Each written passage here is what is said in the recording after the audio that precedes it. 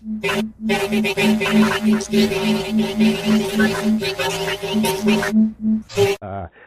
do have our guest on the other line. So let me connect him. We have Dr. William Keith Campbell. How you doing? Pretty good. How are you doing? Doing good. Good to have you on. Do you want us to how do you want us to address you? You just want to be, is it Keith or William or Dr. Campbell? Keith is fine. Keith, Dr. Campbell, whatever you want. Good enough. We'll go with Keith. Sure. Hello, Keith. How you doing? All right. What's up, Keith? Not much. We're trying to stop a nuclear holocaust. Yeah, just another day. Jeff was just going off on a little rant. Just another day. What was the rant about? About the war that Washington is trying to get us involved with Russia. Oh, they keep trying. We're hurting them. Well, they don't have a choice. They're going to have to go to war. That's the point of it. That's what we're pushing them to do. Just like we did with Japan in World War II, except we're putting a hell of a lot more pressure on Russia than we did with Japan. For the sake of my career, I'm going to stay out of this argument. It's on tape, but I'm happy to have it any other time. I've recorded. I've actually just been sitting here listening to him rant. I haven't even said a word. So. Well, yeah, it's real interesting. Apparently, this needs to be said or something, and we're going to have to get it out there, I guess. Yeah, save the rest important stuff there. Save the rest of it for later on. Yeah. You can go off. We'll have a little segment just for you, Jeff. Yeah, we'll have to put it out together, sure. So anyway, moving on. Got Dr. W. Keith Campbell. So before we get too deep on the topic, of course, we're going to be talking about narcissism tonight. I'm actually curious, what got you on the subject of it? Like, how did this come about? How you just started studying this little narcissism epidemic that we got going on here? Well, it's back in grad school. I mean, I was always interested in how people, sort of constructed themselves and presented themselves, and everybody does it to some extent. But with narcissism, people are narcissistic. They do it to such a extreme and comical degree that you can really see how the self works and how it regulates how people are able to feel good about themselves. I think that's sort of why I got into it in part. Probably some other reasons as well. I mean, if I were smarter, I would have studied selflessness, but I just couldn't figure out how to do that. So I've kind of gone to the opposite. But and then with culture, I just shared an office with somebody who studied generational change and cultural change, and I studied narcissism, and we just started working together, trying to figure these things out. And then, of course, the world went to hell. So that, it made it more interesting. Right. So where do you find the biggest narcissists? What field? They haven't looked at every one. I mean, there's the obvious hot spots, though, or politics. Politicians, and in entertainment industry, especially, one study really looked at it, and the highest levels were reality television stars, which I don't think was really surprising to people, but that would be another group. So it's sort of, it's areas where people have to, show off a lot, draw attention to themselves a lot, have to be really confident, and get a lot of attention. And those areas are going to attract narcissistic people. It's not that everybody in Hollywood is narcissistic or everybody in Washington. I mean, a lot of people go there for a lot of really good reasons, but it's a big draw for narcissism. I mean, even the pulpit. You look at some religious activity, and that can be a draw for narcissism. Or physicians. I mean, there's a lot of professors, you know. Any place you can get you can get attention, positive attention, and show status. People who are narcissistic are going to be drawn to that. So being part of the younger generation, myself, I see a lot of, people engaged in drug activity and having kids at an early age, and it seems like, there's a lot of narcissists in the younger generation. Yeah, there's a couple. I mean, there's a few things. I mean, one which I think is the more positive is a lot of these really negative social trends, like, well, kids out of wedlock keeps going up and up, but drug use is sort of, it's not higher now than it was in the past. People keep switching. People keep switching drugs, and now the students Adderall to study. I mean, it's just different. So there's just sort of those things switch. There's a lot less crime now with young people than there were in the early 90s when crime was really bad. So there's some positive things. But narcissism is on the rise. I think everywhere you see it. Most of our research is on college students or high school students, and you see it going up over time. I think it's probably going to keep going. So my daughters are going to be, their generation will be worse than yours. But that's sort of an open question. Right, so it wouldn't be fair a question I was going to ask, if it would be fair to diagnose kids with narcissism. I really don't. I don't like doing it because, right, you're 6 years old, you're running around getting attention. Everybody's like, well, exactly. That's cute. I mean that's. So I don't think it's really good until somebody's old enough to know better. Yeah, kind of like ADHD or something. Yeah. Yeah, and there's also there's an age thing. When you're 18 years old. I mean, when I was 18, that was the smartest I ever was. I thought I knew everything. I was a legend. It was awesome. And the rest of my life, every year I kind of go, well, I'm less attractive, I'm less successful, and I know a little less. So you sort of peak at an earlier age, and as you get older, you sort of, reality kicks you in the teeth enough, and you get humbled a little bit. So right. There's also a developmental trend where narcissism should peak, 18-20s. So you're saying that narcissism is kind of like a natural thing that maybe we all have, except some have different levels than others? Yeah, it's we find this with a lot of personality, a lot of even clinical problems. These things go on spectrums or on continua or whatever the term you want to use. With autism, people are used to thinking of a spectrum now, and narcissism's the same. I mean, most people have some degree of it. They like it. Attention's good. It's fun to be complimented. It's fun to hang out with cool people. When it gets more extreme, your desire for attention kind of interferes with your relationships. You don't want to be friends with people because they don't make you look good. You've been friends with them your whole life, and it can mess up things.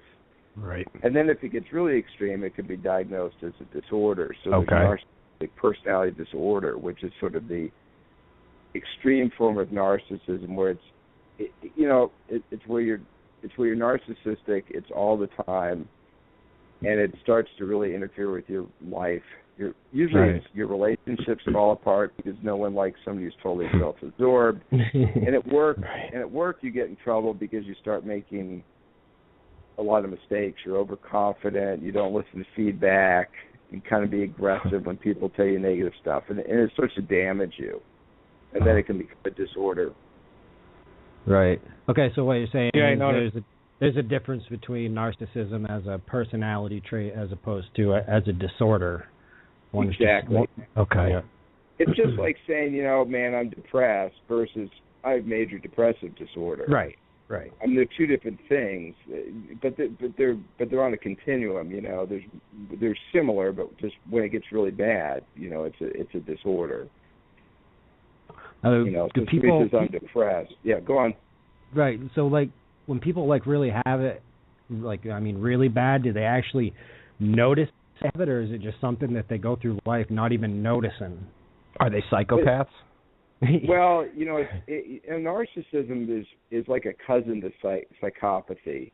Okay.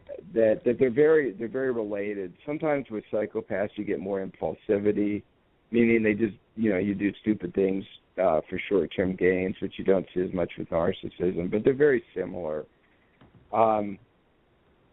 People who are narcissistic generally recognize it to some extent. Like, say, yeah, I'm kind of cocky. You know, I'm pretty confident. I got a little bit of an ego. Right. They usually don't recognize it to the full extent, though. And the real challenge is if you really think you're that good, when your life falls apart, you just blame everybody else. Mm-hmm. It's very hard to blame yourself. Yeah. And so getting people into treatment is really challenging. Well, yeah, that's when it becomes unhealthy. Sure. Yeah. How do you treat no one wants to hear it. Yeah. How do you treat someone like that? Well, there's several sort of therapies that seem to work, but there are no great treatment outcome studies, which means you talk to people who do more cognitive therapies, they seem to work. Some of the more mindfulness therapies seem to work. Some of the more psychodynamic, group therapy, all these different psychotherapies. People report using them and having a positive effect on narcissism if people are willing to stay on treatment, which is the big catch. Right. But we have no research that said, okay, here is the go-to treatment for narcissism. Just, you can't find enough people who are narcissistic to go into treatment. They just aren't in. I mean, like I said, if you want to find a bunch of people with narcissistic personality disorder, you go to Hollywood. You don't go to a mental hospital. It's just not there. So they have to be willing participants, and I imagine that they can easily go into remission too after treatment. Yeah, I think. I'd imagine. Yeah. I mean, one of the challenges you get with people who are narcissistic is that sometimes you see this thing where they lose their relationship. Let's say the family leaves and they're like, you're a self-absorbed loser, Dad. We're leaving you. You keep having affairs. And then the person who's narcissistic gets depressed. Well, if you start feeding their ego again, telling them they're great, telling them their kids are idiots, they can get happy again or sort of get full of themselves again and go on with their life. So you haven't really solved the problem, but you've solved the symptoms. That makes sense. Yeah. Yeah. So, yeah, it's hard to really change the whole personality part of narcissism. So it's more like you have to affect their environment and get to the root of the problem, what made them that way to begin with. Well, yeah, and there has to be. I think one of the keys. There's sort of this issue of awareness. You have to say, look, I'm kind of an arrogant jerk. I'm not really the center of the world. I treat people poorly. Look at the negative effect I have on people. So you have to have this awareness. You also have to teach people some sort of empathy, to sort of empathize or have compassion for other people. Sure. Yeah. I feel like that sometimes. What you just said. Like I'm just like such a jerk. Whatever. But you have close relationships with people. It keeps you from doing a lot of stupid things, and right. And that's one of those things with narcissism. The third is, the big thing is have people take responsibility for their own bad decisions. Because you find these people who make stupid decisions over and over and over, and they're just shameless. They just don't see it, and they make people not blind for that. So you think about people in government or business making really horrid decisions over and over, and you're like, why are you still getting, why didn't you just get promoted? There's no mechanism for feedback. But in our system now, this seems to really work. It's a very effective way to rise up the ranks in a lot of parts of our cultural system. Oh, sure. Yeah, that makes sense. Yeah. They're attracted. I mean, it's like narcissistic type psychopaths are kind of like targeted and almost promoted, it seems. Yeah, and part of it too is, the one thing with people who are narcissistic often is they're very charming And you hear the same thing with psychopaths, sort of the glib charm, where you think of like Hannibal Lecter or somebody. But they're sort of likable and charming and confident, and that's really attractive. So these people are very good at getting hired. Like when we look at studies of leadership, they're more likely to be promoted to leader, they're more likely to be hired, and then when they get to the job, they just sort of screw it up. But then they're still able to get hired again because they come across so well. Right. It's great. Yeah. I mean, imagine how we run elections in this country. Think about the vetting in an election. I mean, it's just a giant popularity contest. It's just sort of rife for narcissism, something like that. Oh yeah, and the president, he doesn't hold the most powerful position. He holds the most popular position in the world. Right. Yeah. Yeah, I mean, it's this, like I said, it's not. A lot of people go into politics to do good. It's not everybody, but it's really sort of seductive, and it works well in those environments. It's kind of like the snake oil salesman. Yes. you get that. You get that in every field, though. It's not just selling products. I mean, you get preachers, like you said. It could be religious people. It could even be activists. Like we don't know. Oh, completely. There could be like activist shills who are actually just like not real activists, but like actually federal agents. We don't know who that is, but it's possible. Oh yeah, and all these places. Anytime you have a person in a position of power over people who's getting a lot of, gets a lot of adulation, is adored by people, it's any area like that is going to attract people who are narcissistic. So you have an overabundance of those people that can be drawn to that. So, question, what do we do to deflate the ego?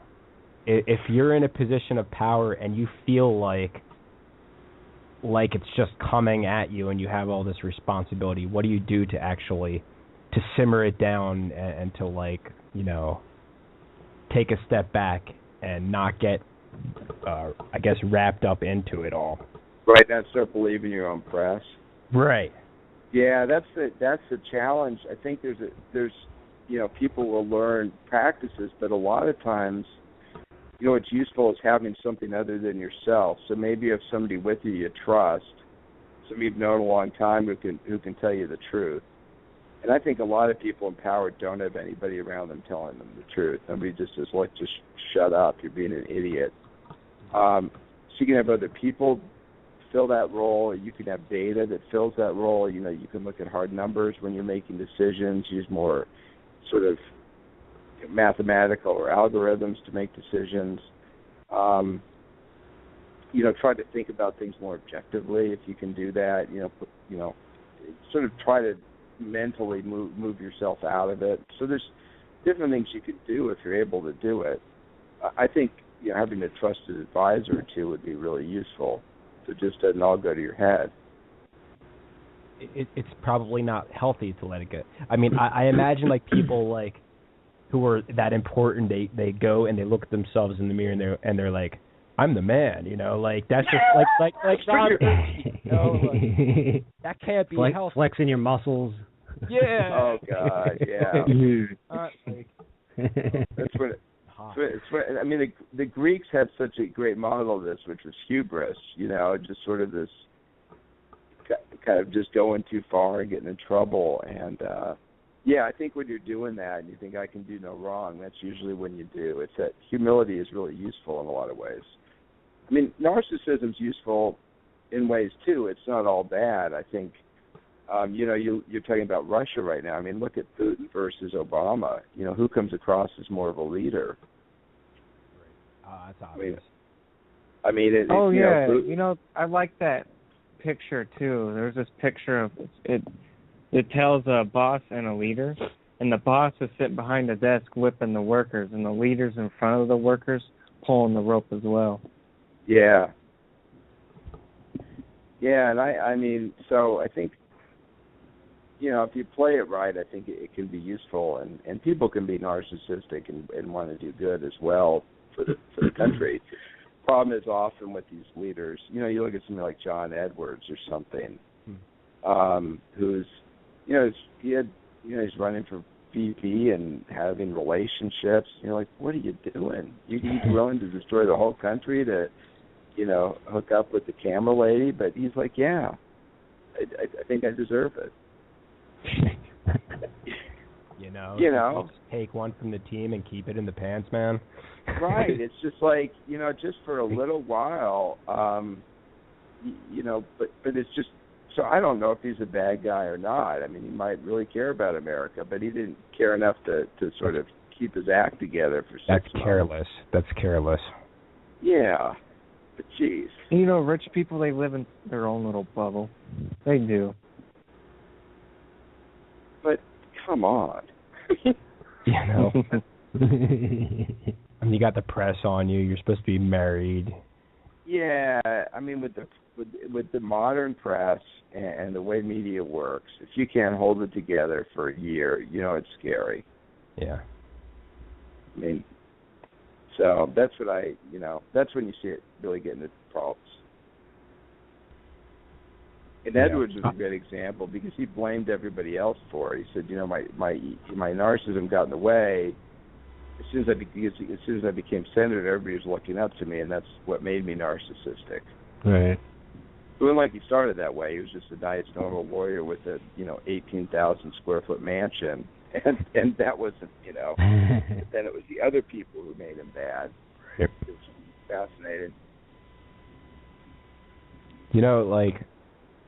When I think narcissist, I think Obama, and I just see this smug little look on his face, like he thinks he's cute or something. And I just want to slap him real hard in the face.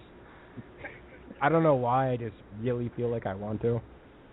I would like to meet Obama. I wonder if he's a nice guy. It's funny, people, we did a study looking at sort of personality ratings of all the presidents, as historians made, and Obama wasn't in it, but just trying to track narcissism. And the ones that scored highest were people like Johnson, Teddy Roosevelt, though he was also, a lot of that was just his fearlessness, right. Nixon.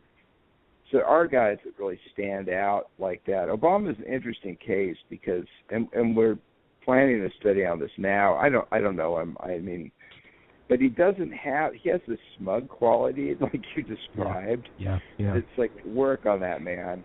But he also keeps a straight face. He does. He keeps a straight face. Yeah, but his personality itself doesn't scares compare me. him to a guy like Putin who's takes pictures of himself with tigers and riding around horseback. Oh, she's awesome. I would. I think that's a bright personality. Yeah, but Obama, I get the idea if I was alone with him, he would try to sexually assault me or something. Seriously, dude. Obama scares me. Whatever, dude. I don't get that from Putin. Putin, I think we would go hunting and drink beer. Right. but I mean, in terms of the narcissistic profile, Putin would fit more than Obama. Because of the sort of the brashness and the he flaunts it. He flaunts it a little bit more than he Obama. flaunts it. But also, I'm like you. I mean, Putin seems like a guy you'd go out and shoot a bear and skin it, and wear it, and drink schnapps or whatever. I'd rather be with hanging out with him. Right, because that's part. I mean, that's part of narcissism. These guys are really charismatic, and I wouldn't trust Putin very much, but he'd be fun to hang out with. Yeah. But what if you look at it this way? Like, I think Obama has killed more people than Putin will ever dream of. Oh, I'm trying to think. I don't know. Yeah, that's a good point. I mean, I just don't know. Yeah, I guess. Because, I mean, how many wars has Russia been in compared to... I mean, Obama's only been there just for Putin, 6 or 7 years. Yeah, and Obama, he's financing tons of wars. He's bombing 7 countries. I think he's a silent killer. He keeps a straight face. And he's a great political actor. He really is. That's true. Well, if you ever look at the maps of drone strikes, since he took office, there's a lot of dead kids in a lot of countries we're not having wars with. It's got to be close. I don't know what's going on in Chechnya. I don't know, Ukraine. I don't really know. They have a little better control of the media than we do. It's really bad. It's really, really, really bad. The sanctions, the oil, we're rigging the oil price to crash their economy. And the rest of Europe depends on Russia for oil. So we're destroying the entire European economy just to get to Russia, just because we want Russia to join, we want them to join us is basically it all is. And Russia opposes us. Russia doesn't want anything to do with our plan, our sadistic psychopath plan. And that's what's debatable. What is our plan? A lot of people. Wait, you don't think we have a well thought out strategy in the Middle East and Central Asia? I know we do. The question is, what is that strategy, and is it? What is it? Can you share that with me? Well, I'm certain. What I think they want to do is they want to. You're not going to like this. They want to kill off 90% of the world's population and enslave the rest. They want to enslave. They look at humanity as nothing more than cattle, as natural resources, and we're about to be used up and just taken out once we're used up. Now, do you think Jeff here sounds a little narcissist? No, just kidding. No, it's question, Michael. I think that I think the challenge is when you have a world where I have no idea what's going on, and I think about this a lot, and I'm absolutely baffled by what our policies are. Whenever there's a giant vacuum like that, people just start imputing motives. Because nothing makes sense, right? So you go, here, this makes sense. Maybe this makes sense. You got the Georgia Guidestones, for instance. They want to, they put that out there saying they want the population of the world to be under 500 million people. Well, that's a tenth of what it is today. They would have to, 90% of the people would have to die. You got Bill Gates up on stage giving this math formula showing that you have carbon dioxide, you have the population of the planet, and then you have the natural resources. And he says one of those numbers has to get as close to zero as possible. And everybody in the crowd starts laughing, and he gets a little smirk on his face when he was clearly referring to the population. And he says that vaccines will help make that to happen. So, you can take so many different instances that show that the people that are pulling the strings, these powers that be, that we call them, all of them seem to despise humanity and look at us as a virus that needs to be eliminated.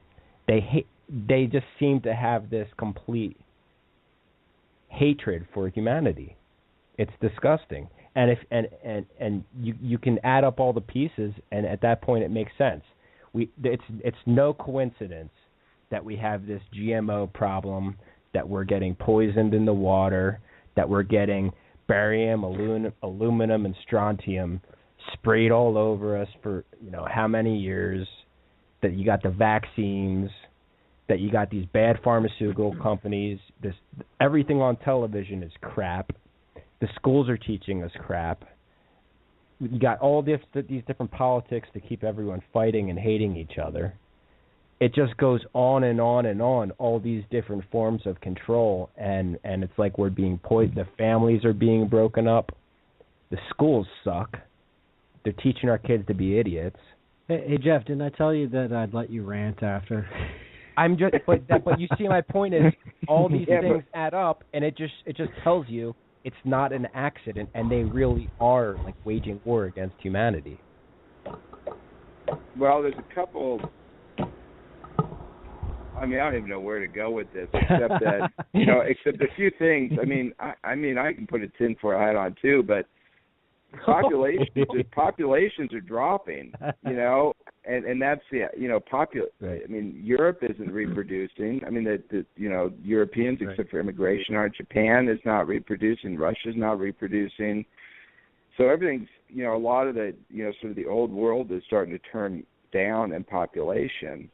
a lot of that is because if you have healthy kids, you don't have to have 20 of them. And if women have jobs, they wait to reproduce till they're older. So I think a lot of that will happen, except, Africa and or other places still are at high reproduction rates, Middle East. That's a beautiful thing, too, because it's a natural, we're not going to overpopulate the world. We're going to naturally, like you said. It should happen. I mean, we should get to some sort of stability. I mean, you read some of the demographers. I mean, they look at this and they're like, well, it should stabilize. It should stabilize at some time because you get to go to Europe now. People don't want to have kids, like having too much fun. Or a lot of people don't have kids. Well, you're just reinforcing what I'm saying, though. The population myth is unnecessary. We don't have to worry about depopulating the earth. My point is they're worried that all these 6 billion plus people are going to realize that psychopaths are running the game and we're going to rise up and take things back, and they don't want that. They want to maintain their power. And they feel, we don't need all these people on the planet. We only need so many people, to serve us, to keep things running for us, the elite. And we're not going to rise up. We're like watching Kardashian's butt on magazines and stuff. And why are we going to rise up? We're not at this point, but as things get crazier, and as crazy people like myself and Chris and Michael and all these other crazy people start going out there screaming the sky is falling, and we're pointing at Washington saying they're the bad guys. Leave us out of your crazy talk, man. This is how it is, though. This is how it is. But look at our country now. We have the greatest wealth disparity in this country since, I guess, probably the 1920s. I mean, it's just massive. And trust in institutions, this is research we've just published, but trust in institutions is the lowest it's ever been in our country. Trust in each other and trust in our, broader institutions. This place is a mess. No one's doing anything. It's just, all we do is fight each other. I agree. Yeah. They get us to fight each other, and they're like, oh, look, it's a Kardashian. It's like bread and circuses. And I feel like that's going to end, and we're going to come into unity, and we're no longer going to fight each other over stupid, petty stuff. I see that happening in our lifetime very soon, actually. I just see that happen. At that point, what are they going to do when we stop fighting each other and we start acknowledging what the real problems are, and then their power is threatened at that point. They won't be able to maintain their trillions of dollars and their foothold over us. And I think that's what they are concerned about. That we're coming to a pivotal point. So of course, everybody's fighting each other. So that brings us back to the topic of narcissism. You're real choppy, buddy. You're real choppy. Am I? Yeah. So, you're pretty hard, chubby. So I have this thing. I want to know about this. People with big egos. You can tell they have big egos. They're just arrogant and everything. I love watching those people fail, I like seeing those people humiliated. Do you think that's narcissist of me? No, that's the word they use for that is schadenfreude. It's taking pleasure in others' suffering. But it's, it's like the old, was the Jimmy Cliff song, the harder they come, the stronger they come, the harder they fall, or whatever. It's got to mangle that. But it's, I think when you see these people get their comeuppance, I think it's really appealing. And our culture has this weird pattern where we build people up, and we like that, and then they get too big, and then we destroy them, and we like watching that. So we just destroy people, we build people.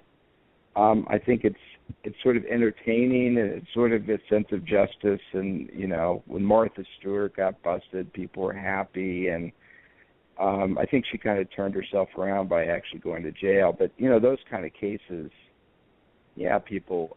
I don't think it's narcissistic. I think it's just part of how we wind people up in this culture and all over the world, really. It makes us feel better. it kind of feels good to watch people who are big mouths fall. I mean, that's the thing. If you have a lot of power and you act like a prick, it'll come back and get you. You know, because people will always look for a way to take you down.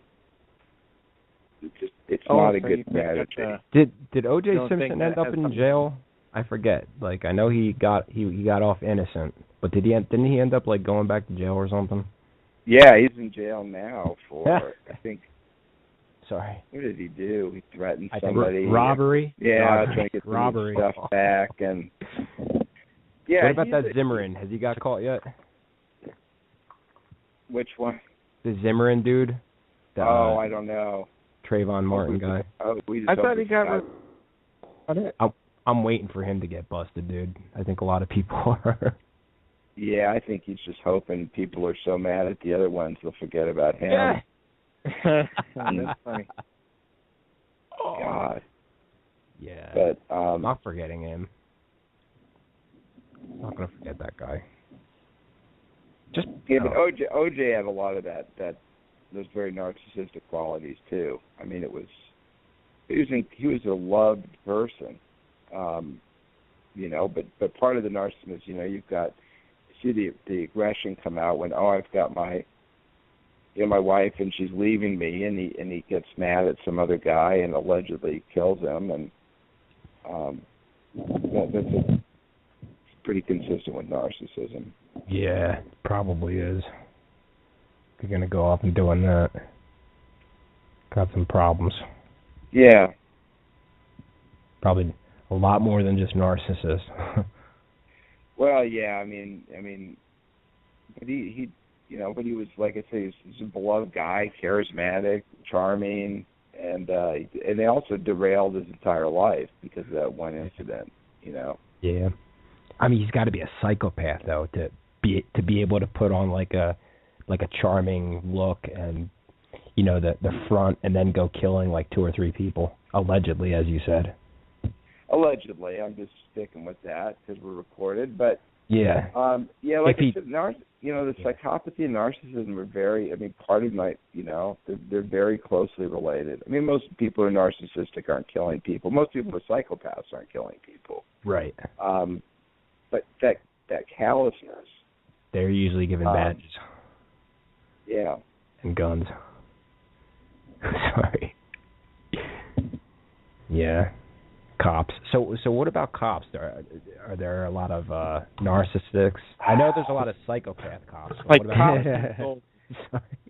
You know, I don't have data on any of that I really, you know, I think like anything, you know, there's sort of people who want that sense of power and respect would be drawn to that. I think a lot of other people would too for positive reasons, and I think as we know, in all these police forces, they're people who get in there that shouldn't be there. It's sort of the ego gets to them, or and probably some of them just get worn down by the system. I obviously don't think it's everybody, but again, I think it could be a draw for certain people, for sure. Why are reasons? I need a few good reasons for people out there who don't think that there's any value in humbling ourselves. What, besides health, like, are there any like really good reasons why a person should step back and say, like, maybe I'm just another person in this, you know, another cog in this wheel, and I'm just a part of humanity like everybody else. I'm not that as big of a deal as I think. Yeah. I mean, you know, like. Well, you know, it's funny. It's people equate sort of narcissism with success, and you don't have to be. I mean, you can sit there and say, and which is the truth, by the way. I mean, ultimately, it's kind of zero. You know, none of us really matter in any sort of profound sense. You know, even you'd be a U.S. president, people don't even remember you except when they study you for class. I mean, Martin Van Buren, you know, who's that guy? President, he's more famous than I'll ever be. So part of the humility is it's true, and part of it is ego it gets in your way a lot. I mean, you can still focus on achievement and getting stuff done, and especially doing stuff that you really love doing it. So doing it for the passion of doing it, rather than for the attention you're going to get. Yeah, man. Yeah. And when you do stuff because you love it, because you're passionate, it attracts people to you. You can get attention, but it's only a side effect. And then you're doing what you love. When you go out there to say I'm better than everybody else, so I'm going to show everybody. Like I said, nobody really cares. You're going to impress a few people.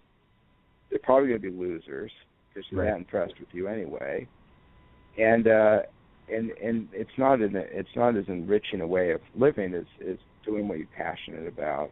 And again, you can do great stuff. I think what you just described is actually most people, especially the people who are just like posting selfies and all that crap, and like it's like really limited and like boring, and there's not much value being offered. That they don't seem to be passionate about anything other than what's on television. It's just I don't know. Yeah, I mean that's sort of my thing. And the other thing is, you can be confident in one area. You can say, look, I always tell people in this society, you need to promote yourself. You're starting to, you're doing blogs, you got to promote it. You got to be outgoing. You got to do stuff like that. But if you go around and expect everybody to treat you like you're special, you're the Queen of England or whatever, it's just going to make people dislike you. It's going to backfire on you. So if you have your narcissism, keep it limited. If you have your ego, maybe you get motivated sometimes. Like, I'm going to show everybody, I'm going to, do another 20 push-ups. I mean, maybe that's good sometimes in small doses. But if you do it all the time, it's just going to burn you out. So have you heard of, psychedelics killing egos, basically, where you go through an ego death doing psychedelics? Yeah, man. Yeah, that's one of the one of the insights that people talk about a lot, and there aren't a lot of good, solid data on it. I've talked to some of the people who've done this research, but the idea of ego death, and a lot of that, the death is sort of the death of it's not just the narcissistic ego, but just the sense of being separate, the little ego, and sort of a connection to something much bigger than you imagined. There is a really good. I'm sorry to interrupt. Yeah, no. There's a really good one. There's a documentary called documentary film about ibogaine. It's a hallucinogenic, and ibogaine supposedly does exactly that, and it also gets you off of any addictions like heroin, crack, or anything. Heroin and stuff. Yeah. I mean, I think those things, just like any mystical experience. I mean, no one's ever had a mystical experience and said, you know what, I'm freaking awesome, I'm better than everybody else. I mean, not one person has had that. I mean, the mystical experience is, I lived from this small thing of myself that I thought was the center of the universe. Turns out it's not. The universe is much faster than I am. I'm a very small piece in it. I'm connected to everybody else. It's pretty cool. Yeah. And I'm not as scared as I was. And I'm stronger, but I'm less ego-driven. Dude, the sun's going to come up after I'm, long gone from this planet. Continue to go up. That's right. Yeah. Yeah, but we haven't done any research on narcissism and psychedelics. And I think a lot of people could go into that business very narcissistically, too, sort of a Pied Piper, kind of a Charles Manson thing. So I don't think it's immune to that, but I think there's something to that where you could have that kind of experience that would minimize narcissism. And like you were saying with people with egos, they think they're the best.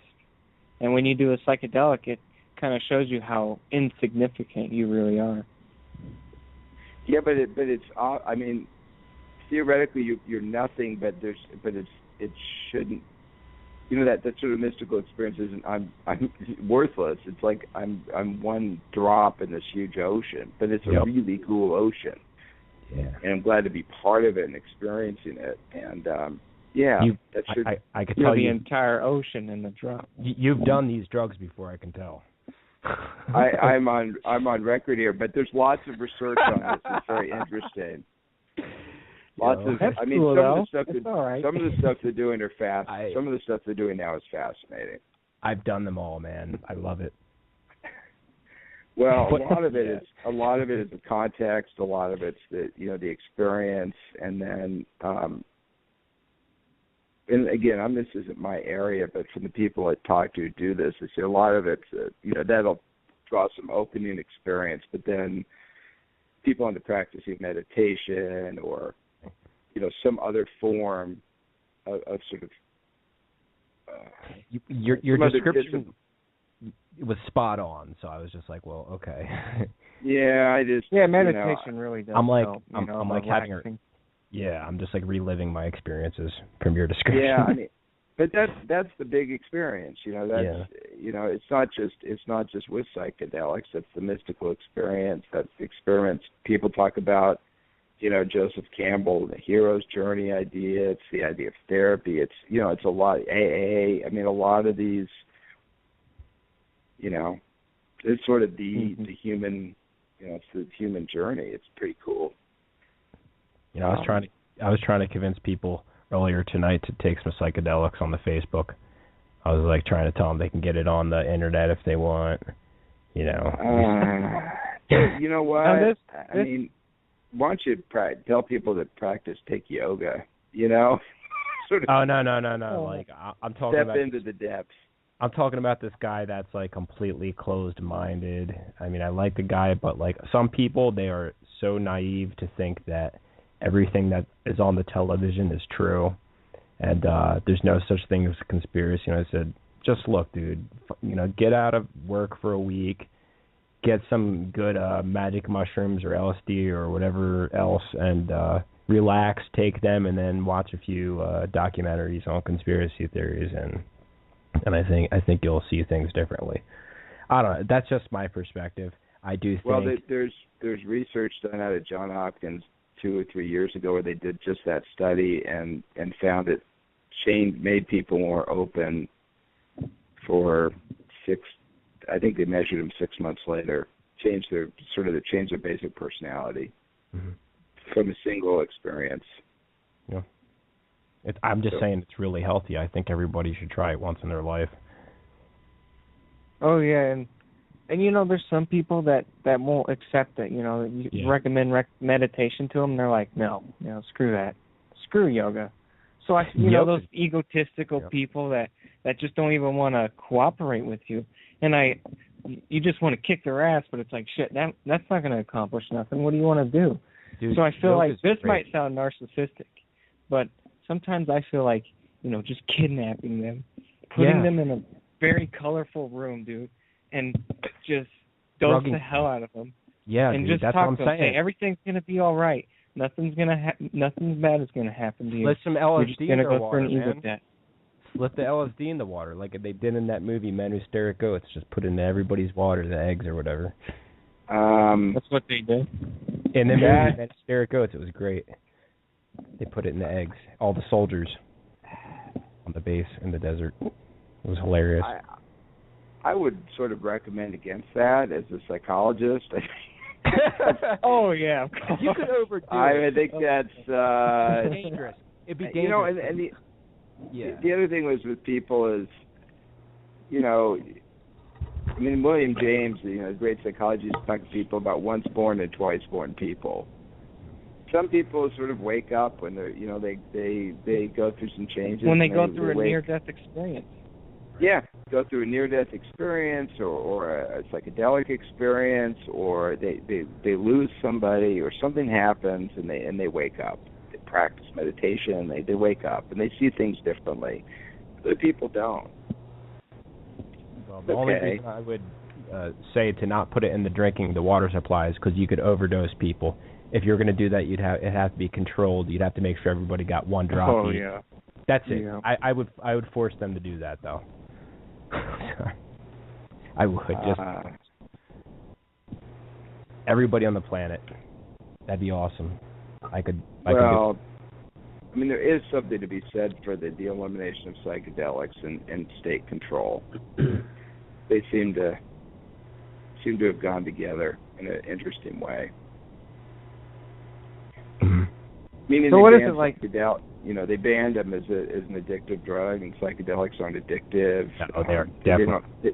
They don't operate like drugs. They're a whole different can of worms, and yeah. But when you're on them, it's clear to see why they are illegal. You can see behind the curtain. Yeah, but there are other ways. I mean, what about taking people? People leaving the country. I mean, a lot of people, they never even left their city, their state. You're right. And that's true. That changes perception. I mean, go to ride horseback in Mongolia for a few weeks. That changes. There's a lot of ways to get there. It's true. I mean, but there are people who travel the world and then they finally go to some African shaman or South American shaman, and they take some crazy hallucinogenic, and they have an amazing experience that changes their life even more. Oh, for sure. Yeah. For sure, but I always. Anyway, I'm not arguing against you for you. I'm just. No, there's alternatives, dude. There's a whole lot of things people should be doing. Sure. Yeah. Yoga's important, like you said. Yeah. Agree. No, I mean. I need to do that. Different. Yeah. But it's really, like 1 in 5. It's all fascinating. Is it like 1 in 5 people are psychopaths, or what are the numbers on those? Hope not.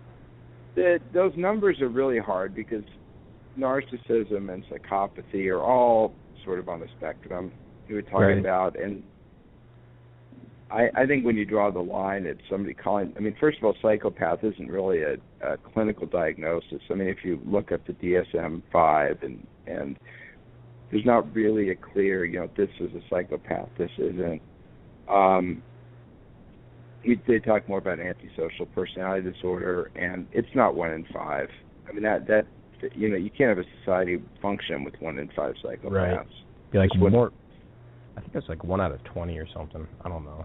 I mean, that makes a lot more sense to me. That with narcissism, if you look at NPD, maybe you're talking. I mean, you're talking a handful of percent.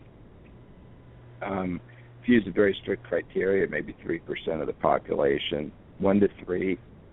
If you want to be, hardcore about it. That means one of us 3, either me, Chris, or Michael, is a narcissist. No, 1%. After we already found them. Yeah, you're talking, 1 in, what is that, 3 in 100? Right. So, maybe 1 in 20. And psychopaths are, probably similar. Yeah. I put Jeff under the sociopath. I was trying to make a joke. I failed. All right. Okay, so what about I think social media must be I personally think social media, such Facebook and everything, is making is kind of making it worse. Well, it's one of these things. Is when we first looked at this. I mean, we've looked at narcissism in a lot of social media now, and generally what you find is people who are narcissistic use it in a certain way, and they use it to get attention. They promote themselves. They have a lot more connections and more followers on Twitter, and more connections on Facebook, and we see this across social media. I mean, we found it on MySpace back in the day. So people who are narcissistic use it in a certain way, and then the question is, I mean, is it working the other way? So is the use of Facebook making people narcissistic? And we haven't really found evidence for that. It's been really mixed. Sometimes you do, sometimes you don't. I think what it does is culturally it sort of it gets people to focus on themselves, many people. And also when you look at the people who are posting all the time on your network, you're seeing a lot of narcissism out there. So it changes how we see the world a little bit. I don't think using Facebook by itself though is necessarily bad. People can use it for good ends, for bad ends. Oh yeah. And that's the thing. All this stuff is such a mixed bag. It's like a lot of technology. It can be used to sort of inflate the ego or to eliminate the ego. So, Yeah, but I think, but when we've looked at cultural change, I mean, Facebook is, or social networking certainly seems part of a culture that's more narcissistic. Agreed on that. Yeah, a lot of people just insult for no random reason, even though they wouldn't do that in real life. Oh, you mean the like trolling and stuff? Yes, the internet trolls. Epidemic. Well, Epidemic. That's fascinating because they have looked at that, and you've got a couple things with that. One, you have anonymity, and people who are anonymous are just jerks. I mean, they can be just evil. And personality-wise, you see narcissism, and the other thing that really sticks out is sadism. A lot of people who are trolling and doing stuff they just like hurting people. Yeah. So you have your show or whatever, and people just say horribly nasty things. You're like, dude, why did you do that? It's like, because I like to. Because I like to cause pain. Yeah. And that's the thing. It's sort of rampant. A lot of what we've done in culture is, the things that celebrities and politicians used to be able to do. Now we all get to do it. We all can write comments in the New York Times. We all can, put ourselves out on TV. And the sort of the democratization of media is great in a lot of ways because it stops the central control. So it liberates people. On the other hand, it puts people into echo chambers. So I can watch only Fox, and my friend can only watch MSNBC, and we get our opinions reinforced all the time. Right. So so that's the downside. The upside is, I get a lot of news from strange internet sources that I find a lot more reliable than mainstream media. Oh, definitely. Yeah. So a lot of this stuff is this really interesting mixed bag. So I don't know. I wouldn't want to unwind it. Right. And it's easier for people to sit there and have a debate like on Facebook as opposed, because like I tell people all the time they want to debate me on Facebook or whatever, and like I kind of get sick of it, and I'm just like, hey man, why don't you call into the show?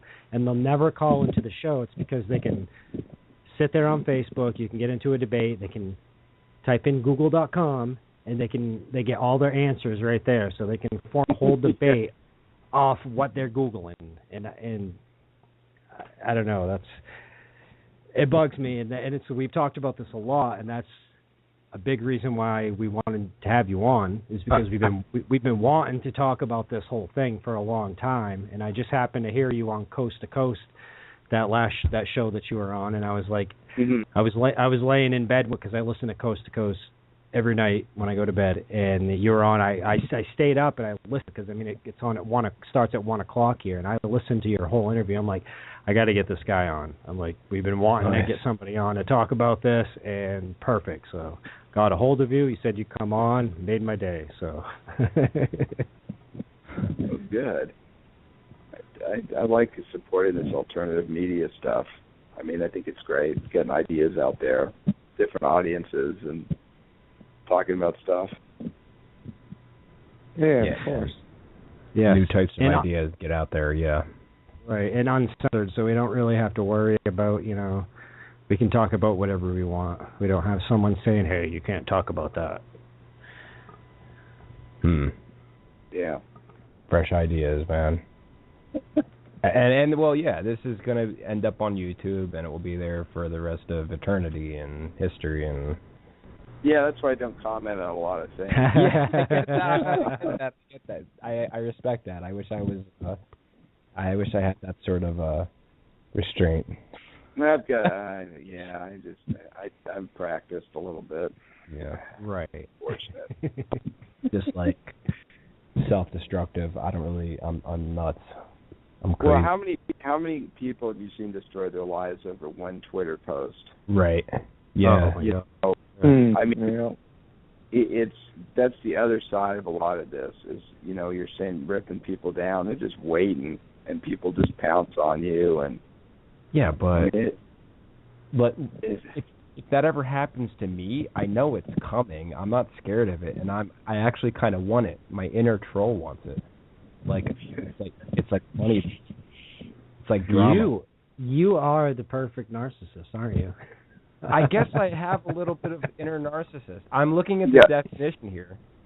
It says, okay, I'll be honest. We did this show just because we were trying to have an intervention with Jeff. Well, what's funny though is, in a way, it's a way of, you ride it, you get attention, you throw enough mud, you get people to pay attention to you. People do that. Right. I mean, it works. I mean, look at Hannah Montana or whatever her name is. Oh yeah. So it's unfortunate. It is. It kind of works. I mean, the problem is especially if if you've got an image of somebody who's like a decent human being, or you've got a lot of corporate money, they'll pull the money, or you'll be destroyed. Right. But if you're trolling the whole time and you don't have corporate sponsors, big deal. Oh, yeah. I mean, I'm looking at the definition. It says excessive or erotic interest in oneself, in one's physical appearance. Now, that doesn't fit. That's, the erotic idea goes back to the very early definition of this guy, Ellis, and a couple others, but to actually be sexually aroused looking at yourself. Yeah, that's weird. Ew. Yeah, and we've sort of toyed with how to study that. There's ways you could do that, but it would be. I feel confident. I mean, I think I'm like I know I'm somewhat like I'm an attractive dude. I don't think I'm like the hottest there. Whatever. I can hold my own. Shut the fuck up. We're diagnosing Jeff tonight. That's what it is. I'm reading this. It says synonyms. Vanity. I don't think I'm that vain. Self-love. I love myself. That doesn't mean like. See, yeah, that's one thing. You're supposed to love yourself. You can love yourself, but what degree does it become an ego? Everybody has an ego.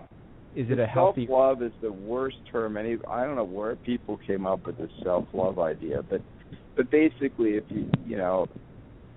people who say I'm better than everybody else and I'm freaking awesome and I can't spend any time with anybody else or help anybody else or care about anybody else because all that's for me. Yeah. That's when you get into trouble. Right. Having self-esteem, saying I'm a person of worth. I do a pretty good job. I mean, that's not narcissism. That's self-esteem. They correlate, but they're not the same thing. Self-admiration. Yeah, I admire myself. I pat myself in the back if the job's well done. If I annoy enough people, then I think I've done a good job. Do you do that every day? You walk into work and go, "Hey, check me out." Not that way. Your girlfriend comes over and is like, "Guess what? My mom got cancer." And you're like, "Yeah, but did I tell you about my show?" No. Did you do that? That's bad. Right. That's I don't know what that's. Like that's when you're trying to have a conversation with. Yeah, I don't know, man. I've had some conversations with Jeff where he's done that. Yeah, you're like, let's just talk about me. So you have a cancerous lump. Well, I was getting this pimple, and it's going to look bad when I do my selfies. Yeah. I have done stuff like that before. Okay, I admit. Yeah, then you start getting worried. Yeah. That's when I get worried. Yeah. Yeah, I've done that before. That can't be. That can't be good. Yeah, but like I said, this is a normal range. I mean, there's a lot of stuff that's people do that's pretty normal. It's just it gets more extreme, it gets more destructive. Right. Yeah. This is extreme selfishness. I am not selfish. Well, anyway. Titles. I'm just messing There's with you, special treatment. I should be in front of the line, and I deserve special treatment. Everybody should recognize me. Yeah. No. Maybe No. a little bit. Yeah, hell yeah, because my opinion is damn good, and I deserve to be heard. I guess that is somewhat narcissist. He's feeling it. I feel like Jeff is like just laying on the couch right now in a little, little office. Well, I think I valued opinion. If you're seriously curious about it, go online, find the narcissistic personality inventory. There are a bunch of them online, and just take it. 40-item scale, you get a score. There you go. If you're at 30, I'd sort of think about myself a little bit. It's not that hard to do, really. It's just you got simple tests. Right. They work reasonably well. It's not clinical, but it'll give you an idea of your personality. Well, I already told you I wanted to give hallucinogens to every last person on the planet. I might as well just I might as well also give them a speech and teach them a thing or two, and yeah. But Jeff, you seem like other people value your opinion, but do you value your opinion? No. I value my opinion. I think it's a valuable opinion, and I think most people, they hear idiot stuff every day, and I think I can compensate that with something that will give them a fresh, new, help their perspective and help open their minds and maybe convince them to find enlightenment, if you want to say. So you do this for compassion or to get attention? Compassion. That's what I'm saying. It's not for myself. I'm a scumbag. I'm a piece of nothing dirt. Look, I'm serious because like you were saying, okay, we're here for a split second of time. When it comes to all eternity, I believe we're gonna, our souls live forever. We're in this shell of a body for a very quick moment of time, and while we're here, we have to do the best we can with the time that we have, and then we go and we're forgotten, we're lost. Right. And it's like what? I mean, I do a lot of studying, and so when I get in debates, some people might tell me, well, you got an ego, and it's like, what's that Albert Einstein quote? More the knowledge, less of the ego. Less of the knowledge, more the ego, right? Mm-hmm. Something like that. More knowledge equals less ego. Yeah. Anyway. Well, here's the issue. So you do debates. If you're overconfident, you don't prepare because you're so freaking awesome. Right. And then you start losing, and then you blame everybody else. That would be a problem. Yeah. Right. But if you have an accurate idea of how good you are, that's just normal. That's within range. If you're overinflating a little bit, that's actually normal. Most people inflate. You ask people how attractive they are, they always add a point. I can ask a group of 40 people to rate themselves on a 10-point scale, and compared to everybody else in that group, and the average is not going to be in the middle. It's not going to be 5. It's going to be 7. It just is. I mean, that's just reality. I mean, people distort, and they usually distort up. It's just when it gets, like I said, it gets extreme, and start taking yourself too seriously. You stop learning because you already know everything. Right. That makes sense. I mean, that's the thing. I the academic thing for a living, and it's like the fun part is that when you don't know anything, that's what makes it fun. Oh, yeah, the more you know, the more you know, the less you know. Yeah, exactly. Exactly. Yeah. And the fun part is always being on the edge of not knowing. I mean, you want to be right on the edge, like, God, that's cool. I have no idea. And that's the fun part. It's not like I know everything. I mean, come on. No, well, that's how you learn. If you don't know something, you find out you don't know, then you go and you learn, and always the best. Every day you got to learn. Having happy lives. But having that sort of that motive to master stuff, to explore, to be open, I mean, that sort of motivation, I think, really works if you want to have a creative interest in life.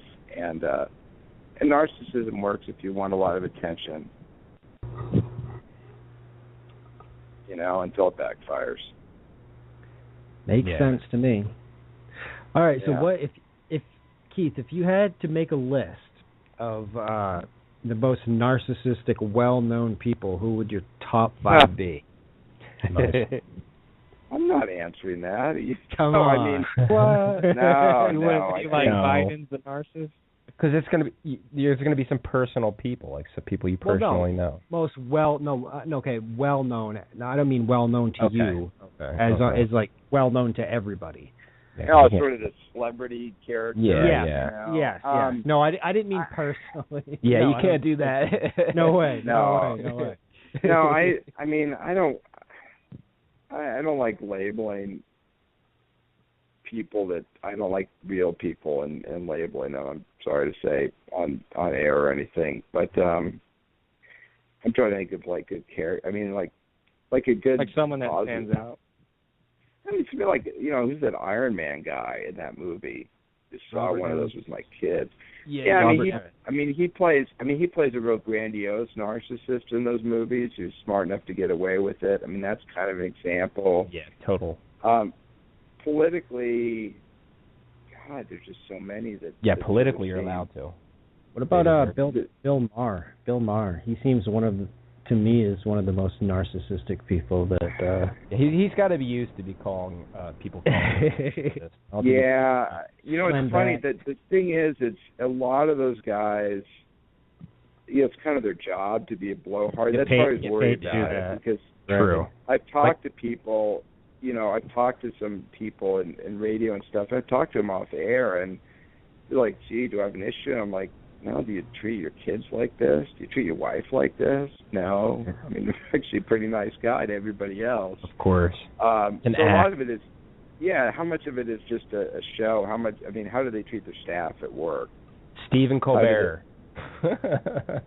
I mean, he plays one. He plays an amazing. Right. He plays a crazily narcissistic character. He's the number one. He's obviously the number one narcissist on the planet. Stephen Colbert. The character he plays is, I mean, when he has that sort of portrait of himself and infinite regrets. I mean, it's just he plays this really classically narcissistic guy. I mean, exactly. He's great. And he's supposed to be. I think he's sort of a big takeoff on O'Reilly and a few others. Right. Oh yeah. He's a really nice guy in real life, though. Really nice guy. Yeah, I've never met him, but I don't know, but he's a character on TV. Yeah. Right. What about Russell Brand? Russell Brand. I don't know. I mean, just you don't know, or you don't know what to say. I just don't. I don't know the guy well enough. I don't know what his. I don't know either, to be honest. Fair enough. I don't know. I mean, that's the thing. I'm saying, did he play one? Yeah, kind of a womanizing, self-important guy, but it also seems like he has some humility. I mean, yeah. Actors and actresses kind of hard to diagnose. Yeah, that's what I mean. It's hard. Right. It's what you do is when you hear stuff behind the scenes. Yes. Right. And that's when you see a lot of it. And you don't hear it much because every time you hear an interview with an actor, they're like, "Yeah, I work with so and so. They're the most generous actor." It was, they just BS each other all the time. It's really hard to say. That's a cop out, I know, but. No, it makes sense though. It makes sense.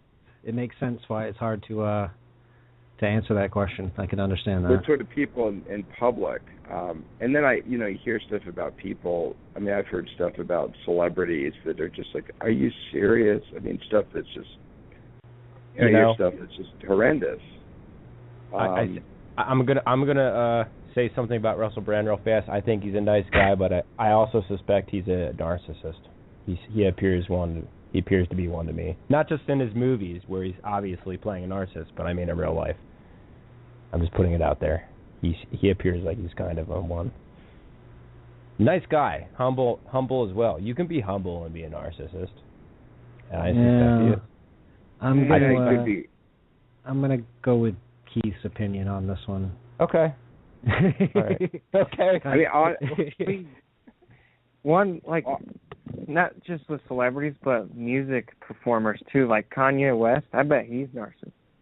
Oh, well, he comes across as just over the top, right? Yeah. I mean, he just seems.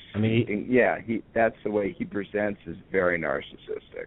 For sure. I mean, he has a song called "I Am a God," so come on. Yeah, I mean that's the thing. I mean, he presents that way. Now, I don't know. Again, I don't know with him. Maybe he's just a really, really caring guy. I don't know him, but I don't know if that's just a stage thing, But yeah, right. He's one of those guys. When you ask people like who's narcissistic, they'll come up, and then there'll be certain athletes that always come up. there used to be guys like Ocho Cinco or some Ocho others. Cinco, I was just going to say that. Yeah, I don't know a lot of the athletes, but certain of them will come up. Ocho Cinco? Chad Johnson plays football. Okay. Oh, yeah, yeah, yeah, those guys come up. I'm trying to think of politics. Like I said, it's hard to say in politics. There's so many. And I really don't even want to think about these politicians. Imagine. Yeah. those guys are way over the top. Wow. I mean, but there's jokes about all the politicians. So they'll say, Chuck Schumer, the most dangerous place in Washington is between, Chuck Schumer and a camera. I mean, there's just stuff. They have jokes about all of them, and they know it. There's just a lot of egos up there. But you can see how it's reinforced when you go to D.C. and you see these guys, and they're being followed around by a bunch of young kids who are sort of listening to everything they say, and they're important, and they, maybe they start to believe it. I mean, the bankers, they're so crazy. They're like, let's not give $10 billion to the starving kids in Africa. Let's give it to Ukraine so they can bomb Russia. They're crazy. I've talked, though, to some serious economic people, and I listen to them, and it's not like they're evil. It's just, I don't know where they're coming from. It's like they're like, I think they it's almost like they believe it, and I'm sort of baffled by it. Really, you have your plan, and we've got huge wealth disparity, and young people can't work, and you're going to destroy a whole generation, and that's fine, and it's like, yeah, but I mean, I don't know. It's very strange. Yeah. So I think who else pops out? Anyway, Donald Trump, a lot of people. You know what? That was the next person I was going to ask. Nice. Donald Trump. Yeah, Donald Trump. That's sort of a guy who's, that's sort of a classic that will pop out when people talk about narcissism. I don't think that's an act, though. No, yeah, I'm pretty sure that he's the real deal. He's no. What about Chef Ramsay? He's a pissed off guy when he works, but off camera, You said Chef Ramsay? You mean Gordon Ramsay? Oh, chef? Whatever. Yeah. Oh yeah, the mean chef. He's mean? I thought he was good. Have you ever seen him on that show? He's teaching me all sorts of recipes, man. He's badass on YouTube. I don't know what you're talking about. Sure you're not getting him mixed up with Gordon Ramsay, the chef, dude. He's got that English accent. Yeah. He's awesome, dude. He made the best salmon recipe. Well, crispy sure salmon. They did. But I cook that every week. What's that have to do with anything? I don't know, dude. I'll have to look that recipe up. But he's on television. Right? He deserves his narcissism. Yeah, but that's the thing. I mean, first of all, you don't. I mean, secondly, but a lot of these shows, I mean, you could edit. I mean, this conversation, you could take what I've said and edit it down to 2 minutes and get me fired from any job on earth. I mean, you just know that. I mean, these people get so edited and misquoted, and oh man. I never sensed him as a narcissist, though. Okay. Apparently, you've never watched that show. No, I guess I never did, dude. But Google that, YouTube it, crispy salmon, Gordon Ramsay. Well, I believe that there's probably is something on YouTube with him talking about a recipe, but it doesn't have anything. It's so good. Does he do a private show on YouTube? Yeah, dude. Is it pink salmon? It's crispy salmon, and it is so good. Okay. It is delicious. I promise you. Okay, take your word for it. Never go back. Once you go crispy salmon, you never go back. I'm sure Gordon Ramsay thinks it's the best. The best ever made, ever. Oh man, it really is good. You actually I'm not going to go into it. Just look it up. Good. I wasn't going to let you do it. Oh boy. Well, what else could you teach us about narcissism? Do you know how to spot one? Like, how quick does it take you to spot a narcissist? I've never fully tested myself to know if I'm as good as I think I am. So I don't know. I mean, in general, people can spot it. They can see it to some extent, but not perfectly. I find myself dumbfounded sometimes. I see people, I'm like, yeah, they seem a little cocky, but it turns out they're, look at this Bill Cosby stuff that's coming out right now. Yeah. I don't know if it's true or not, but, sometimes it's really hard to spot stuff. Sometimes it's, it's more obvious. But I don't think I have any super spidey sense for narcissism. Have you seen the women actually talk, like all the witnesses, the ladies who are accusing them? Have you actually listened to them in interviews and heard what they had to say? Because I did yesterday the first time, and I am convinced, dude. I that's kind of creepy to say, but they were convincing. Well, it's a long number of people. Yeah. Look at Clinton too. I mean, you got that many people, you start to wonder. And all of a sudden, it makes me wonder why now they're coming out. Like who did Bill Cosby piss off? Right. But if you see the video, you'll understand why they took so long. And their stories are so similar. It's creepy. Right. And they seem genuine. I'm usually good at sensing if someone's lying or whatever. Like all the tells, I can spot a lot of tells, and I didn't spot. And all I saw was genuineness. A bunch of genuine females there, just seriously bummed out about it and freaked out about it, and it's a shame. Yeah, I hate seeing heroes go down. I mean, it's sort of, it's sort of, I don't know. You just want somebody left. Yeah. And everybody my age remembers him. You know what I mean? You just want somebody to be a decent human being the whole way. Just kind of end and they go, look, we dug through all the dirt and there really wasn't that much there. I mean, he crashed a car when he was a teenager, and other than that, he was a pretty decent guy. So I just want that to happen. You're right. Look at Arnold Schwarzenegger. Right. Come on. He was who can we trust these days? Right. I mean, I just want somebody who just was okay. There's an ego for you. There's a huge ego for you. Wow. Yeah, he's another that comes up in a lot of these things. He's crazy. So, well, I just looked at the time. Yeah, I was just gonna say we're getting close to 11. I've been up for 48 hours now. I'm going on 48 hours, unfortunately. Oh God! See, that's nuts, Jeff. Yeah, see, you're supposed to say that explains a lot. Michael and I that's like hard, our man. Yeah, I'm very tired. I'm very, very tired, and I mean, I'm not young anymore. I'm 34 now. You're getting there. Yeah, getting there. All right. Before we let you go, do you have any more any future projects that you're working on? Or? Oh, we're studying geek culture, trying to figure some of that out. We're looking at selfies. Did you say selfies? Just selfies. That's great. Just doing some interesting stuff. I mean, nothing's come out yet, but that's sort of what we're trying to look more broadly at culture and also sort of see how the recession's affected people. Is narcissism sort of going down with the recession? Is it going up? Is it, those kind of questions. I just haven't quite got my mind wrapped around them yet. But that's. I suspect selfies. You're going to find a lot there. When it comes to narcissism. That's what we think, but.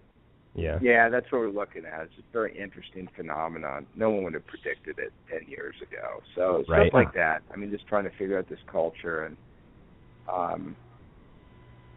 anyway, that's kind of the story. There's got to be a consider this. There has to be a percentage of people that want to take selfies, but they just think it's ridiculous, so they don't. Yeah. Like I secretly want to, but I just I can't do it. That's a factor. Yeah, it's kind of like dancing at a party, you know. Kind of looks kind of fun, but I look like such a tool, and I just feel uncomfortable, and I'll just let the other people do it. Yeah. Yeah, I don't know. I took one, and I just looked at myself. I was like, oh, this is horrible. Yeah, this looks ridiculous. I had to do one for a magazine, and I finally was like, what am I doing? I just handed my cell phone to the photographer. I'm like, you take a picture. I don't know if people do this all the time. God. It is. It's embarrassing. Yeah. It appears flaws, but all right, guys. Well, good, man. Keep up the good work. We're bedtime. glad that we got to have you on. Yeah, it was fun. I'm glad you're doing this. Was. Get some ideas out there. It was seriously a blast. I had a lot of fun. Good. It was a blast. Thank you. Good. All right. Well, thanks I like all of the you. conversation. That was wonderful. All right. All right. Take it easy. You too. Take care. Thanks. Bye. All right, bye.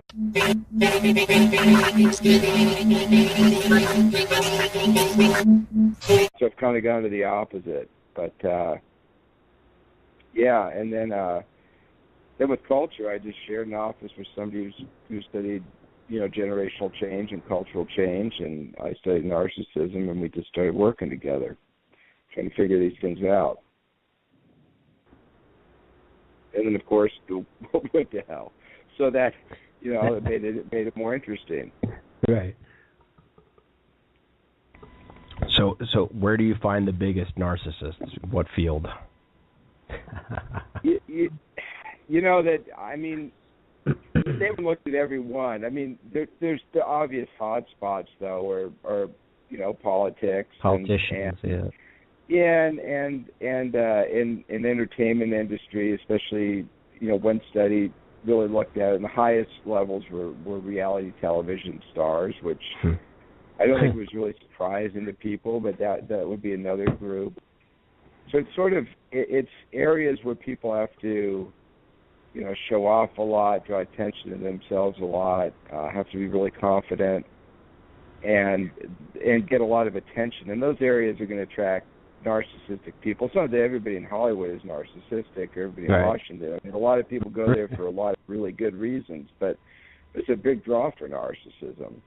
I mean, even the pulpit, you know, you look at you know, some religious activity, and that can be a draw for narcissism, or physicians. I mean, there's a lot of professors, you know. Any place you can get you know, you can get attention, positive attention, and show status. People who are narcissistic are going to be drawn to that.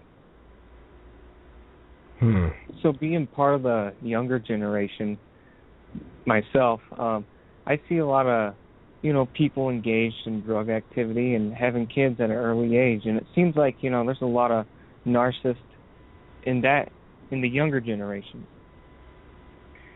Yeah, there's a couple. I mean, there's a few things. I mean, one which I think is the more positive is a lot of these really negative social trends, like, well, kids out of wedlock keeps going up and up, but drug use is sort of, you know, it's not higher now than it was in the past. People keep switching. People keep switching drugs, and now the students Adderall to study. I mean, it's just different. So there's just sort of those things switch. There's a lot less crime now with young people than there were in the early 90s when crime was really bad. So there's some positive things. But narcissism is on the rise. I think everywhere you see it. Most of our research is on college students or high school students, and you see it going up over time. I think it's probably going to keep going. So my daughters are going to be, their generation will be worse than yours. But that's sort of an open question. Right, so it wouldn't be fair to, I mean, a question I was going to ask, if it would be fair to diagnose kids with narcissism. You know, I really don't. I don't like doing it because, you know, you're 6 years old, you're running around getting attention. Everybody's like, well, that's cute. I mean, that's, so I don't think it's really good until somebody's old enough to know better. Yeah, kind of like ADHD or something. Yeah. Yeah, and you know, there's also there's an age thing. You know, when you're 18 years old. I mean, when I was 18, that was the smartest I ever was. You know, I thought I knew everything. I was a legend. It was awesome. And the rest of my life, every year I kind of go, well, I'm less attractive, I'm less successful, and I know a little less. So you sort of peak at an earlier age. As you get older, you sort of, reality kicks you in the teeth enough, and you get humbled a little bit. So right. There's also a developmental trend where narcissism should peak, 20s.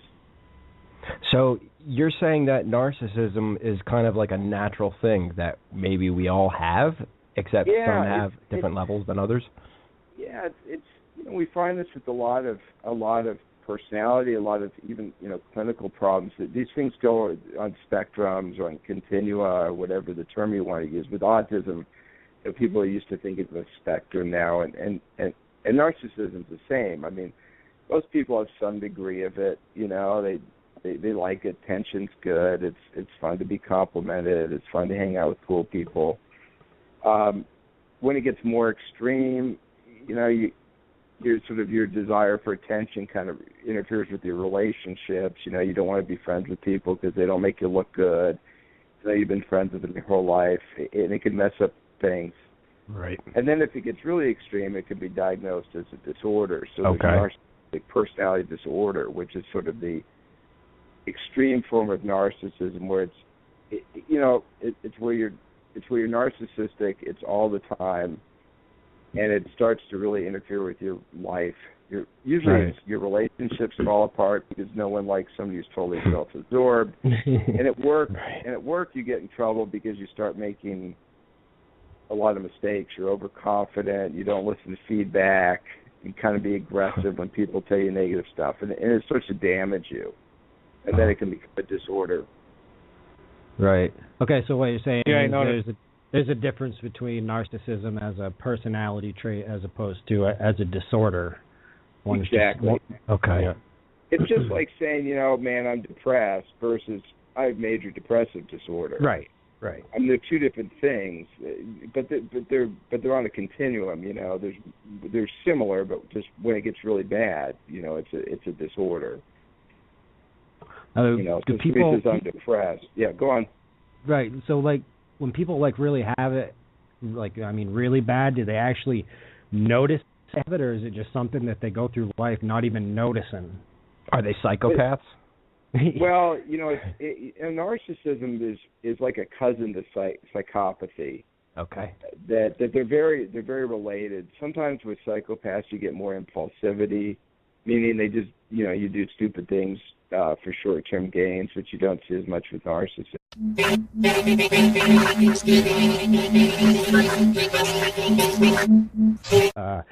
I do have our guest on the other line. So let me connect in. We have Dr. William Keith Campbell. How you doing? Pretty good. How are you doing? Doing good. Good to have you on. Do you want us to how do you want us to address you? You just want to be, is it Keith or William or Dr. Campbell? Keith is fine. Keith, Dr. Campbell, whatever you want. Good enough. We'll go with Keith. Sure. Hello, Keith. How you doing? All right. What's up, Keith? Not much.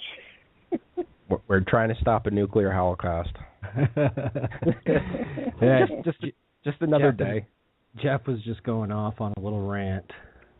Just another day. What was the rant about? About the war that Washington is trying to get us involved with Russia. Oh, they keep trying. We're hurting them. Well, they don't have a choice. They're going to have to go to war. That's the point of it. That's what we're pushing them to do. Just like we did with Japan in World War II, except we're putting a hell of a lot more pressure on Russia than we did with Japan. For the sake of my career, I'm going to stay out of this argument. It's on tape, but I'm happy to have it any other time. Yeah, I've recorded. I've actually just been sitting here listening to him rant. I haven't even said a word. So. Well, yeah, it's real interesting. apparently this needs to be said or something, and I'm gonna have to get it out there, I guess. Yeah, save the rest important stuff there. Save the rest of it for later on. Yeah, you can go off. We'll have a little segment just for you, Jeff.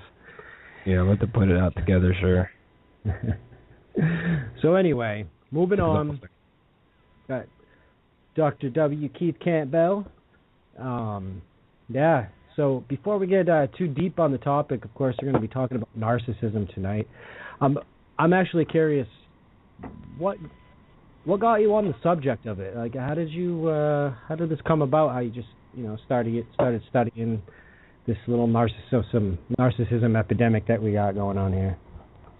Well, it's back in grad school. I mean, I was always interested in how people sort of constructed themselves and presented themselves, and everybody does it to some extent. But with narcissism, people are narcissistic. They do it to such a extreme and comical degree that you can really see how the self works and how it regulates, how people are able to feel good about themselves. I think that's sort of why I got into it in part.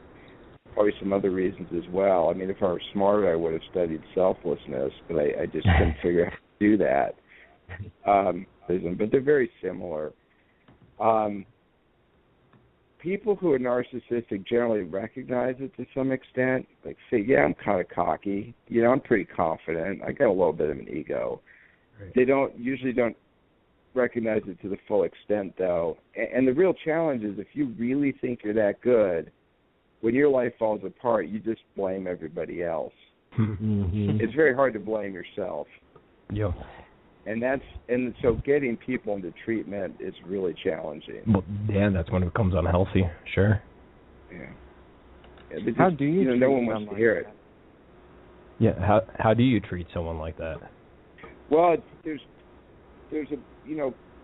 several sort of therapies that seem to work, but there are no great treatment outcome studies, which means you talk to people who do more cognitive therapies, they seem to work. Some of the more mindfulness therapies seem to work. Some of the more psychodynamic, group therapy, all these different psychotherapies.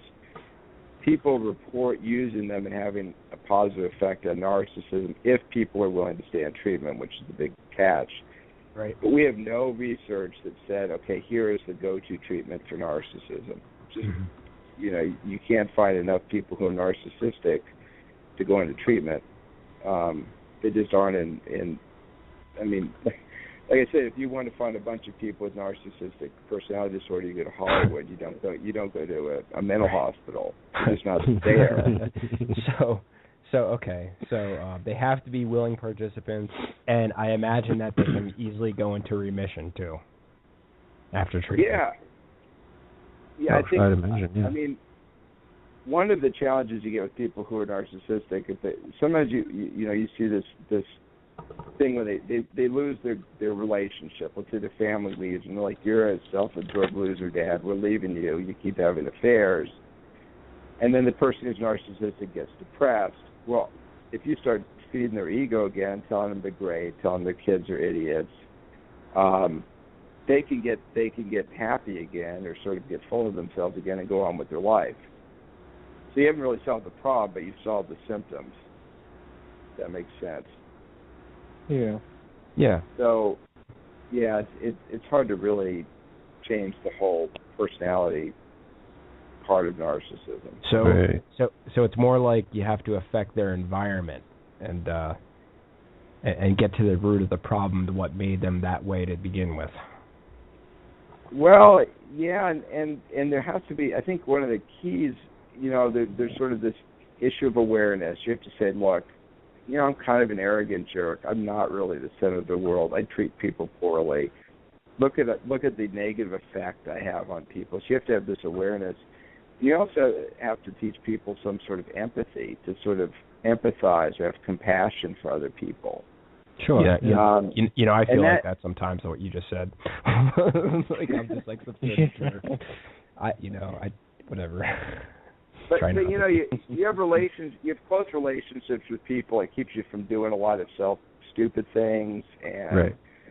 it's and that's one of those things with narcissism. The third is, the big thing is have people take responsibility for their own bad decisions. Because you find these people who make stupid decisions over and over and over, and they're just shameless. They just don't see it, and to make people not blind for that. So you think about people in government or business making really horrid decisions over and over, and you're like, why are you still getting? Why didn't you just get promoted? There's no mechanism for feedback. But in our system now, this seems to really work.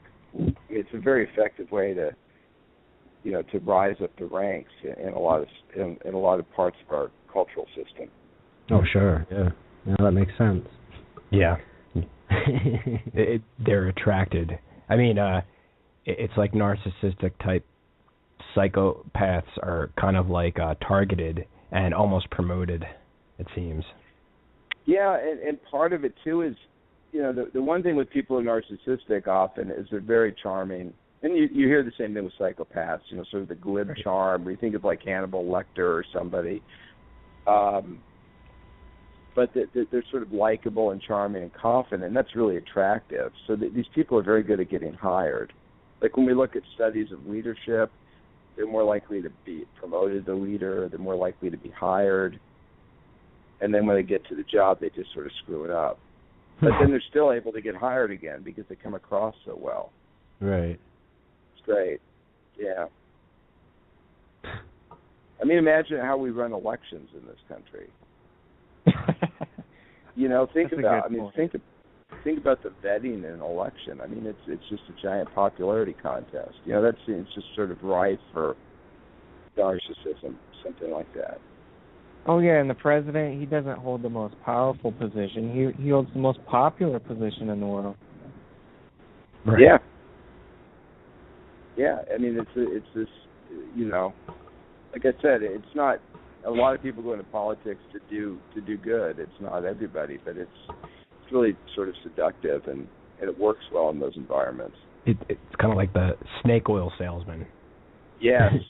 you get that. You get that in every field, though. It's not just selling products. I mean, you get preachers, like you said. It could be religious people. It could even be activists. Like we don't know. Completely. There could be like activist shills who are actually just like not real activists, but like actually federal agents. We don't know who that is, but it's possible. Oh yeah, and all these places. Anytime you have a person in a position of power over people who's getting a lot of, gets a lot of adulation, is adored by people, it's any area like that is going to attract people who are narcissistic. So you have an overabundance of those people. They can be drawn to that. So, question: what do we do to deflate the ego? If you're in a